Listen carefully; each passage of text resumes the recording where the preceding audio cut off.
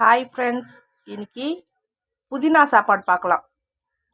புதினா 3 கட்டு புதினா க்ளீன் பண்ணி அலசி வச்சுருக்கேன். வெங்காயம், தக்காளி, இஞ்சி, பூண்டு, பச்சை மிளகாய். பூண்டு, இஞ்சி, பச்சை மிளகாய், புதினா போட்டு அரைச்சி எடுத்துன்னு வந்துடலாம்.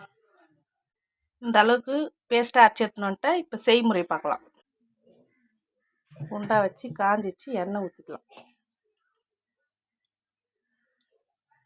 பச்சை மிளகா உங்களுக்கு தேவையான அளவு காரத்துக்கு ஏற்ற மாதிரி போட்டுக்கோங்க. எங்களுக்கு 4 பச்சை மிளகா போதும், அதனால் 4 போட்டிருக்கேன். பாஸ்மதி ரைஸ் தான் யூஸ் பண்ணுறேன். சாதா வீட்டு அரிசிலையும் யூஸ் பண்ணலாம், நல்லாயிருக்கும். 2 ஏலக்காய், 7 கிராம்பு, பட்டை கொஞ்சம்.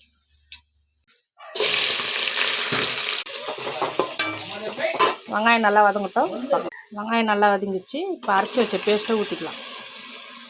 ஏன்னா நம்ம எல்லாம் பச்சை பச்சையாக அரைச்சதுனால அதோட வாசனை போடும். ஒரு 5 நிமிஷம்.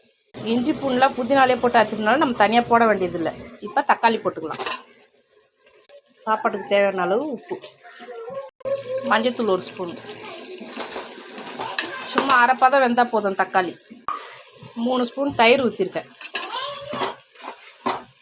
நல்லா கம்மன்னு இப்பயே வாசனை வந்துடுது. இப்போ அரிசி போட்டுக்கலாம். தண்ணி நல்லா இருத்து வச்சுருக்கேன், அரிசியை போட்டுக்கலாம். இப்போ கொஞ்சம் புதினாவும் கொத்தமல்லியும் போட்டுக்கலாம் லாஸ்ட்டாக. 3 கிளாஸ் அரிசி, 3 கிளாஸ் தண்ணி ஊற்றிட்டேன். ஏன்னா தக்காளியே தண்ணி வந்துடுச்சு, 1 கிளாஸ் தண்ணி. சாப்பாடு வெந்ததும் பார்க்கலாம். சூப்பரான புதினா biryani ready.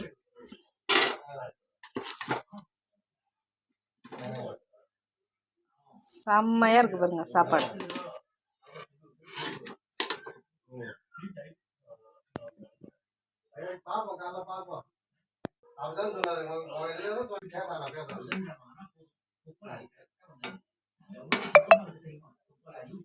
Ajay, don't force him.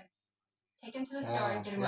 क्या कहता ना 400 क्या कहता ना 400 क्या कहते दारू हाँ हाँ शेर புதினா பிரியாணி, முட்டை, வெங்காய பச்சடி.